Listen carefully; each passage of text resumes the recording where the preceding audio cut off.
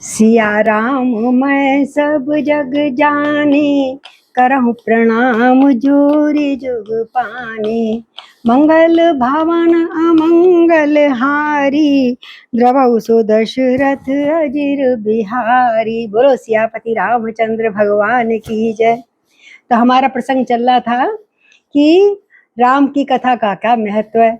आइए राम कथा में प्रवेश करते हैं। जय जय राम कथा, जय हनुमान कथा, हो जय जय राम कथा, जय श्री राम कथा।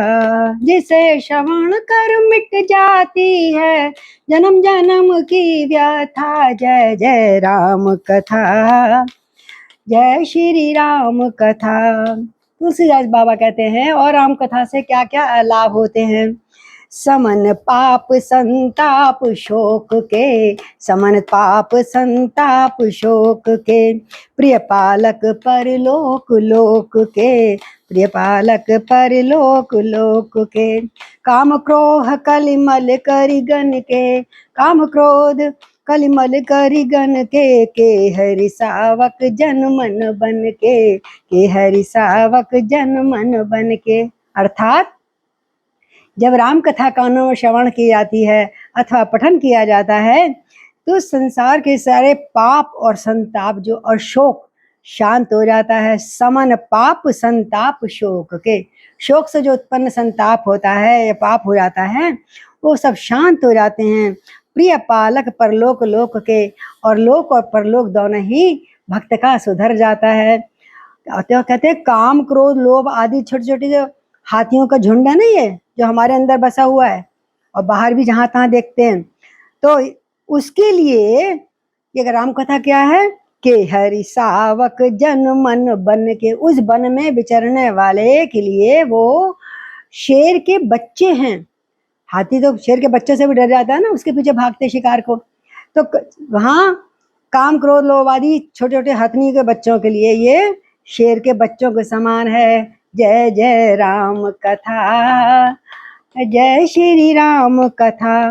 बोले और क्या कथा में क्या लाभ है कि मंत्र महामुनि विषय व्याल के, मंत्र महामुनि विषय व्याल के, मेटत कठिन कुअंक भाल के, मेटत कठिन कुअंक भाल के।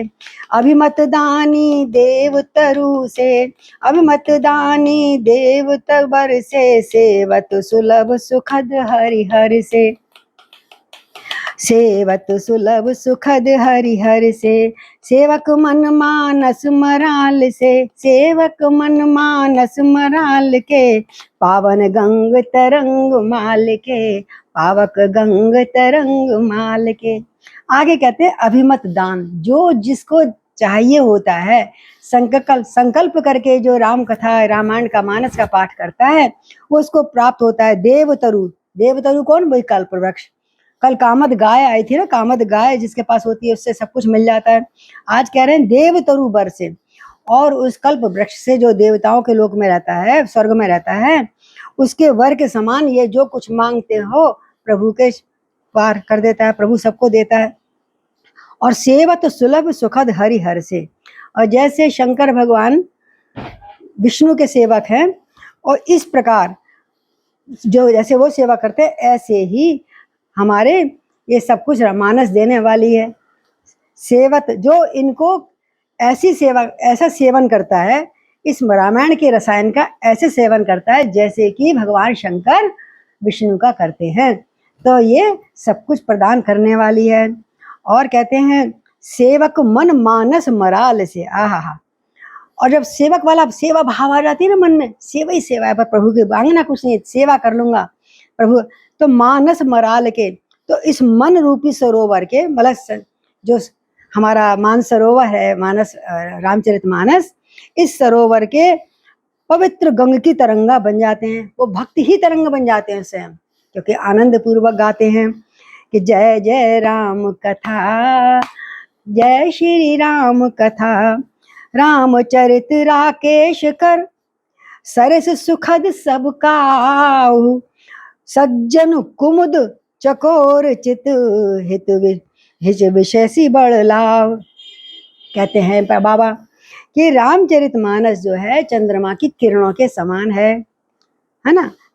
और जब चंद्रमा किरणें क्या करती हैं, कितनी गर्मी है कुछ इतना ठंडक दे, शीतलता दे, अमृत अमृत बरसाती हैं। तो सरित सुखद सब काहू, सभी के लिए ये सुखद है राम कथा। जिसने भी कानों से गलती से सुन ली या अकस्मात सुन ली या मन से पढ़ ली, और सबको सुख देने वाली है और सरस है, सबको रस युक्त बना देती है। सज्जन कुमुद चकोर चित, सारे सज्जन जो भक्त लोग सज्जन हैं, जो इसके प्रेमी हैं, वो जो कुमुद है, कुमुद का फूल होता है ना, रात को खिलता है, और चकोर भी रात को उसको देखता है, चंद्रमा को देखता रहता है एकटक। तो ये जो राम की कथा है, सज्जनों के लिए कुमुद का फूल है। सज्जन कुमुद को फूल हैं जो चंद्रमा की किरणों को देखते ही खिल जाते हैं। और विषय से बड़ लाहू, और इस प्रकार वो सबका हित करते हैं, अपना विष को दूर करके सबको बड़ा लाभ देते हैं। मन की बुरी भावनाएं खत्म हो जाती हैं धीरे धीरे, राम कथा से अमृतमय बन जाता है शरीर मन। तो राम जय जय राम कथा, जय श्री राम कथा। कथा अलौकिक सुनहि जे ज्ञानी, नहीं आचरज करहीं अस जानी। हालांकि ज्ञानी लोग बहुत कुछ जानते हैं, लेकिन फिर भी कथा सुन के आचरज नहीं करते। चाहे कोई भी कथा हो, आनंद नहीं आज वो ऐसा जान के आचरज, अलौकिक कथा है, कुछ भी हो सकता है, कोई उनका आश्चर्य नहीं होता भगवान के नाम के लिए, भगवान की कथा के लिए। तो नहीं आचरज करें अस जानी, नाना भांति राम अवतारा। और अलग अलग कल्प भेद के अनुसार अलग अलग राम के अवतार होते हैं। समय बदल जाता है, कुछ कैरेक्टर में इधर से उधर बात हो जाती है, कैरेक्टर वही होते हैं, लेकिन कथा में थोड़ा सा दाएं बाएं कर देते हैं। जैसे यहाँ पे तो तुलसीदास जी ने दिखाया, लेकिन कई को दिखाया है ना, वे माता ने, वे माता उसको बदनाम होने के लिए खुद वो आई थी। राम जी ने स्वयं कहा था, माँ मेरा एक काम तुम्हें करना पड़ेगा, मैं देवताओं के काम के लिए आया हूँ यहाँ पे, मैं राजगद्दी पे बैठने नहीं आया हूँ, और तुम्हें बुरा भी बनना पड़ेगा। इस प्रकार सब बातें समझाई। बोले मैं तेरे लिए बेटा, तुम जो कहोगे, तू मेरे इतना प्रिय है, तेरे लिए मैं बुरी भी बन जाऊंगी, कोई नाम मेरा नाम कहीं रखेगा भी नहीं कभी जीवन में, लेकिन फिर भी मैं वो करूंगी जो तुम चाहते हो, जो सर्वहित के लिए होता है, हम वही कार्य करेंगे। इस प्रकार कहते हैं जो अलौकिक कथा है, नाना भांति राम अवतारा। कभी किसी रूप में हुए राम जी, कभी किसी, कभी नीले हुए, कभी पीले हुए, कभी सांवले हुए, कभी गौर वर्ण हुए। रामायण सतकोटि अपारा, इस प्रकार रामायण 100 करोड़ प्रकार की इस धरती पर रची गई है। बोलो रामचरितमानस की जय, तुलसी बाबा की जय। तो रामचरित मानस एह नामा, मैंने इसका नाम रखा है रामचरित मानस। सुनत श्रवण पावई विश्रामा, जब कोई थका हुआ श्रमित राहगीर आता है और देखता है ये सरोवर है, बोले यहाँ ठंडी हवा भी चल रही है, पेड़ भी हैं कुछ, तो थोड़ी देर विश्राम कर लूं। तो इसी प्रकार जब संसार के जंजालों से थक जाता है बंदा, व्यथित हो जाता है, दुखित हो जाता है, तो श्री राम की कथा जब उसके कानों में पड़ती है तो अमृतमय उसको मान सरोवर की तरह उसको शांति और आनंद प्रदान करती, ठंडक प्रदान करती है। रचि महेश, सबसे पहले किसने रचना करी? रचि महेश निज मानस राखा, रचि महेश निज मानस राखा, पाई सुसमय सिवा मन भाषा। और जब अच्छा समय आया, सुखद एक समय होता है हर चीज का, कथा तो सती ने कथा नहीं सुनी ढंग से, तो उन्हें जन्म लेना पड़ा। जब दूसरा जन्म हुआ तब उनको समझ आई कि मुझसे बहुत बड़ी गलती हो गई, मैंने पति का श्रवण कथा को विश्वास नहीं करा। तो जब अच्छा समय, श्रेष्ठ समय आया, अगला कितने जन्म लेने पड़ते हैं हमको, तब कहीं राम कथा हमें प्राप्त होती है। ये तो आप सौभाग्यशाली हैं कि घर घर में रामायण है और आप लोग पढ़ते होंगे, जहाँ तक मेरा विश्वास है। सभी को पढ़ना चाहिए, नहीं पढ़ते तो पढ़ना शुरू कीजिए। तो कहते हैं सुसमय पाकर उन्होंने पार्वती को सुनाया। एक कथा इसमें ये आती है, जब कथा सुना रहे थे, बोले मुझे कथा सुना दो, तो जो पिछले जन्म में नहीं सुन पाई, मेरी से बड़ी गलती हो गई। बोले सिर्फ तुझे सुननी है, ये अमृत की कथा है, अमृतमय कथा है, जो इसको पिएगा, इसका पान करता है वो अमर हो जाता है। बोले ठीक है। बोले सबको भगा दो, सब दास दासी आसपास में जो दिख रहे थे उनको दूर कर दिया गौरी मैया ने। बोले पेड़ पे पक्षी भी तो बैठे हैं, तो तोते होते जो भी बैठे थे, ताली बजाई, शंकर ने शंख बजाया ना अपना, और वो उड़ गए। नहीं उड़ पाया तो एक क्या, एक अंडा नहीं उड़ पाया। और बोले पार्वती मैं तुझे कथा सुनाऊंगा, लेकिन हुंकारा भरते रहना, जब तू हुंकारा अगर सो गई तो मैं कथा फिर नहीं सुनाऊंगा। बोले महाराज अब मैं वो गलती नहीं करूंगी जो पहले पिछले जन्म में कर ली, आप सुनाइए तो सही। तो जब सुसमय और सुपात्र देखा शंकर जी ने, तो उस कथा को उन्होंने धीरे धीरे रसमय वाणी से भगवान शंकर जी ने सुनाया। बोले शंकर भगवान की जय। तो क्या सुना, जब सुनाया, अब वो वहां सुन सुन के कहते हैं कि पार्वती कुछ कई कई समय लगा, बहुत देर लगी, बीच में झोंका आ गया उनको, आधा पौना घंटा आखिर का नहीं सुन पाई वो, लेकिन उनको हुंकार की आवाज आ रही थी, हूं हूं हूं। जब आंख खुली, शंकर जी तो आंखें बंद करके बोलते जाते हैं। बोले पार्वती, जब उन्होंने आंख देखा, पार्वती सो रही, पार्वती क्या कर रही, गौरा क्या कर रही हो, प्रभु गलती होगी क्षमा कर देना। बोले क्षमा नहीं कर देना, ये बता कौन सुन रहा था तुम्हारे साथ कथा। बोले कोई नहीं, आपने सबको उड़ा तो दिया था। तो अब क्या हुआ, वो एक अंडा रह गया था, वो धीरे धीरे बड़ा होता गया, कितने दिन लगे कथा में, और बड़ा हो गया, और वो भी उसको सुनने में इतना आनंद आया कि वो अंडा का भी रंग बदल गया, और वो हुंकारे वो सुन रहा है, पक्षी भी बन गया, छोटा सा चूजा, और तोते का पक्षी ने सारी कथा सुन ली। फिर आगे की कथा बहुत बढ़िया, फिर भागे उसके पीछे, तूने कथा कैसे सुन ली, तू तो अमर, वो अमर हो गया था वो। तो इसलिए जय जय राम कथा, जय श्री राम कथा। तो जे अब कह रही है, सुनाया जब शंकर जी ने, इसलिए तुलसीदास जी कहते हैं, जे गावैये चरित अबुदारा, जे गावैये चरित उदारा, ते ऐसन ताल चतुर रखवारा। जो लगातार इसको गा रहे हैं, सुना रहे हैं, वो समझ लो चतुर रखवाले हैं उस मानसरोवर के ऊपर, कोई गंदगी ना डाल दे, सब शुद्ध होकर सब स्नान करें ठंडक से, कुछ खराब ना करे, मानस की कथा को डिस्टर्ब ना करे। और कहते हैं सदा सुनई सादर नर नारी, हम तुम जैसे भटकते हुए कभी चित्रकूट पहुंच गए या मानस के पास पहुंच गए, तो वो कथा सुनी, सादर सुनते थे जाकर, कितनी सुंदर कथा हो रही है। एक तट पे चार किनारे थे ना, कहीं याग्लब भारद्वाज जी कर रहे हैं, कहीं दूसरे ऋषि मुनि कर रहे हैं, अरे एक तट पे बैठे, कहीं एक तट पे शंकर गौरा बैठी है, एक तट पे तुलसीदास जी और उनके श्रोता बैठे हैं। तो कहते हैं सदा सुनही सादर नर नारी, वहां आसपास के सब नारी बड़े प्रेम से श्रद्धा पूर्वक उस कथा को सुनते थे। और तेई सुरवर मानस अधिकारी, वही 23 सुरवर मानस अधिकारी, वही मानस के अधिकारी थे जो श्रद्धा पूर्वक ध्यान लगा के सुनते थे। वो देवता भी ध्यान लगा के सुनते थे जो श्रद्धा से कर रहे हैं। और इस मानसरोवर का जल कैसा है, जो इसका पान करता है, क्या सुंदर बात कही है। जय जय राम कथा, जय श्री राम कथा, राम सप्रेम ही पोषत पानी, राम सप्रेम ही पोषित पानी, हर्ष सकल कलि कलुष गलानी, हरत सकल कलि कलुष गलानी।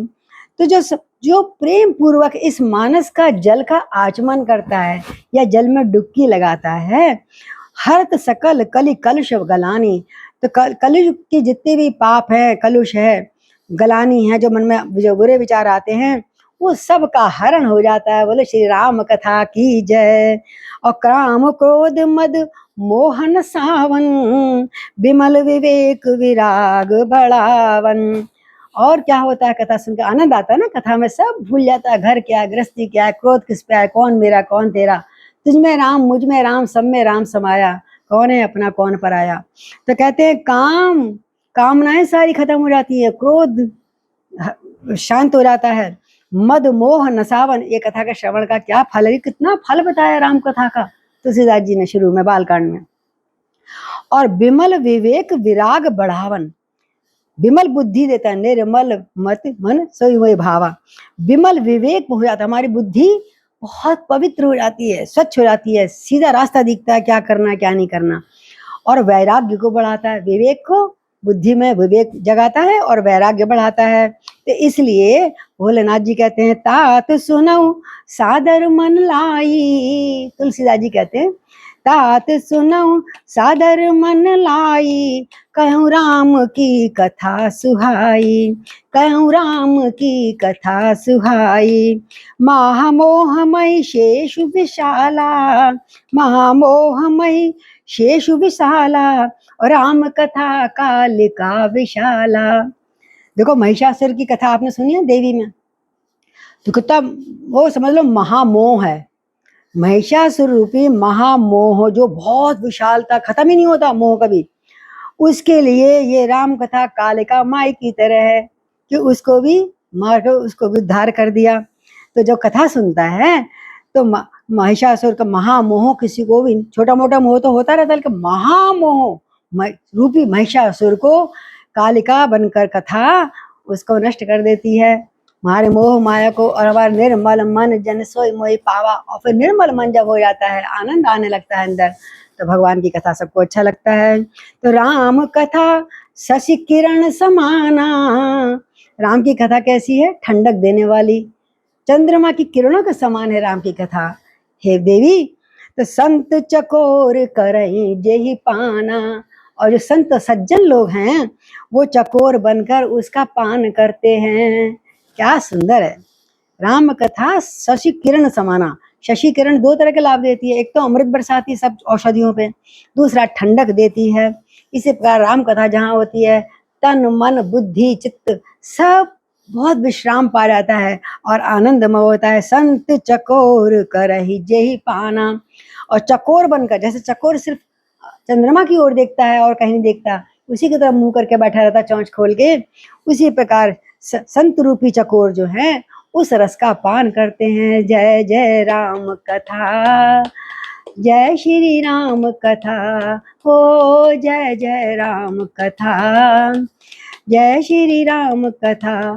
जिसे श्रवण कर मिट जाती है जन्म जन्म की व्यथा, जय जय राम कथा, जय श्री राम कथा।